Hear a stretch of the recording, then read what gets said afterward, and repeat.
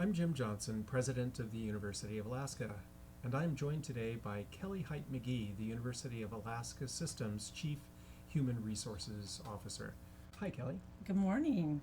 Well, thank you very much for joining me today My to pleasure. talk about the HR redesign. So I wonder if you could share with our viewers here today what really is the HR redesign, and then we'll talk about why you proposed it and why I agreed that we should proceed with it. Absolutely. Research shows us that more organizations are getting away from the sort of traditional benefits, compensation type of systems, organization of HR, and really organize more around the major functions of HR by reorganizing and allowing people to specialize in talent acquisition is one, labor and employee engagement is another, and then benefits and employee transitions, which is a new thing because we sort of do new employee orientation. We kind of do when people leave,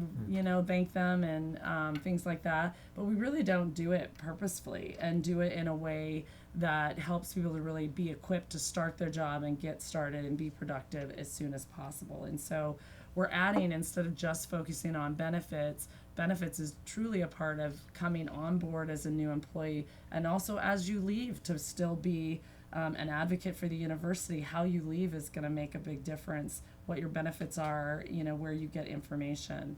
And then finally, the other aspect of the organization is systems, which is essentially more of the compliance side, accounting, systems, how we do our processes and things like that. And we've added one other aspect. It's a organizational development. So the idea being is really looking at what are our opportunities to gauge across the whole organization the level of engagement and what people need to feel valued and feel like they're bringing their strengths and passions to work. So it's pretty exciting and it very much in line with a more progressive human resources structure. Well, thank you. That's very helpful. You touched on it, but I think it's important to note that the human resources staff across the university system in human resources organizations are supported by people in departments and in other units of the university who actually do human resources work. They process things on behalf of a college or a school or a department, that sort of thing. And now, are those people affected by this redesign? No. So right now, you're referencing what we call PPAs and cost center clerks at UAA, but there's over 250 of those that do it at some varying level, whether it's 100% of their job or 25% of their job. And right now, that's not our focus. And what is our focus in regards to PPAs and cost center clerks is really making sure they understand where they go for help and make sure that they can get the assistance and hopefully a higher level of customer service for the work they do have to do. The goal is really to have experts that they interface with on a regular basis that understand their special needs and are able to modify our processes and improve how we do our services to meet those needs. When you came to me and with this idea originally, I have to admit I was a little bit skeptical at first, or at least questioning, because too often I think people try to solve problems with organizational changes, and they think that if we just move boxes around, then we'll be better. And that's not what you proposed. That wasn't the purpose. It was really to change the focus of our people and to build on their commitment to the university, build on their expertise, but to organize according to these functional groups. And how is it going, Keli, in terms of the meetings you're having with human resources people? I know you've been out there and on the line, which is a commendable thing. Good leaders do that, and hear the concerns and provide the responses to folks. How are those meetings going across the state right now? Yeah, I mean it's as expected. Any change is that creates fear and the way in which we have to do this because we've completely redesigned the organization and all the jobs in HR that we had to do a layoff notice. That said, we have we have fewer employees than we have positions in the new structure. Transparently, we have reduced the number of directors. We want more people that are able to do the work and provide the services to the organization. So we've restructured in that way as well. And so as I've talked to people and really acknowledge that any time there's that kind of process, it can make you go through the 5 stages of grief, and you're angry, you're fearful, and we all do that at our own pace. And sometimes when I'm in answering these questions, to say the goal is not to reduce HR. You're working hard, and it's not because you're not experts and you're not trying to do a good job. It has nothing to do with that. It's that we're not allowing you, in the way we do our work right now, we're not allowing you that opportunity to really create solutions and implement those alongside the work that you're doing. And I think that really resonates with people as I talk to people, especially HR employees who have been trying to do their best, bring their heart to work, and they haven't been able to make a lot of progress.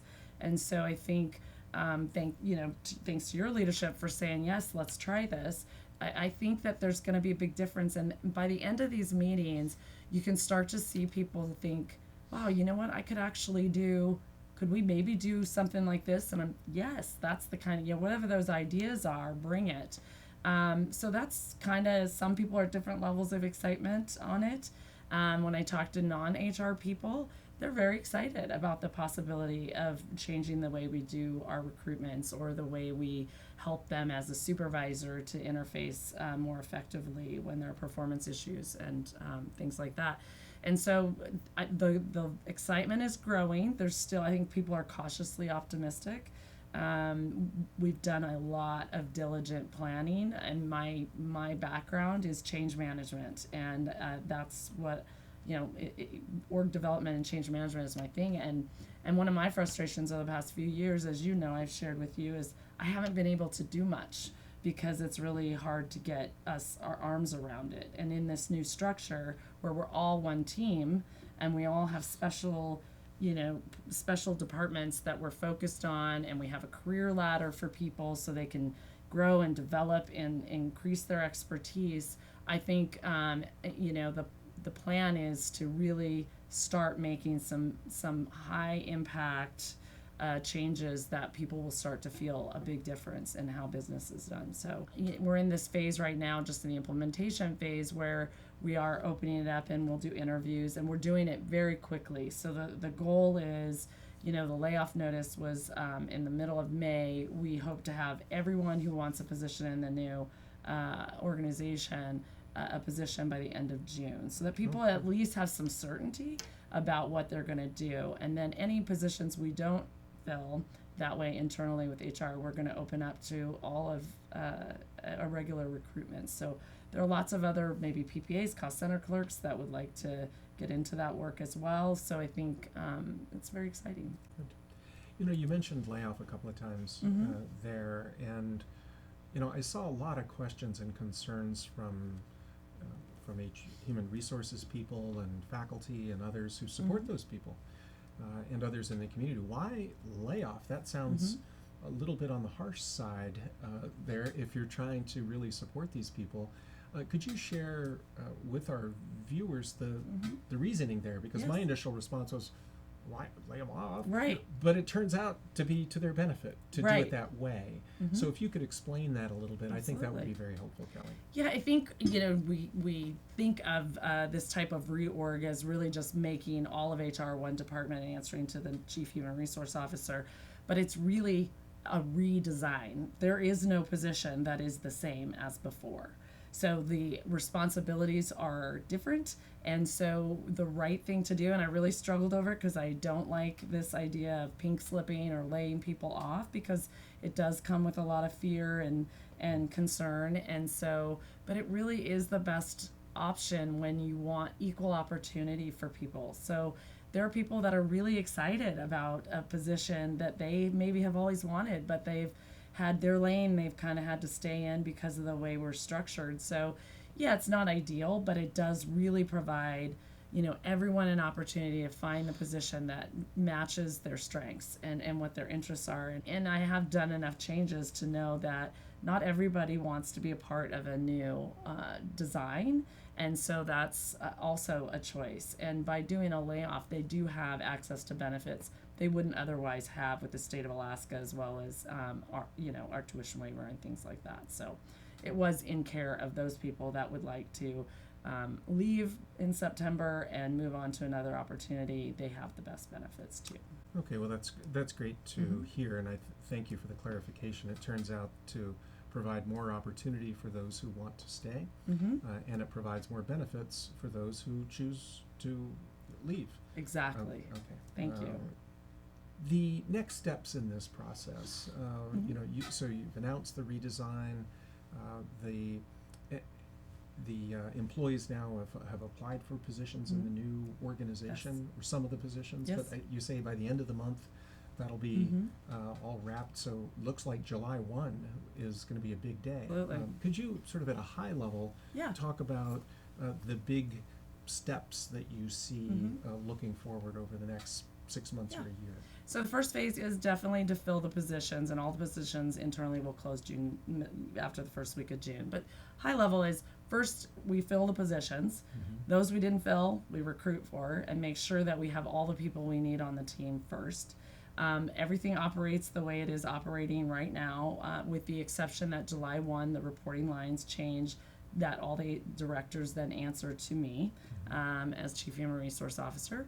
And then the next phase is we have a Gantt chart, a project plan that has almost 400 and it's growing tasks. I've seen it. Specific tasks. So that will grow even more, because the goal is once people know what team they're on, there's going to be some work, and a list is already being created. We've already thought out a lot of those things we have to make sure we've taken care of before the go live redesign date of September 15th.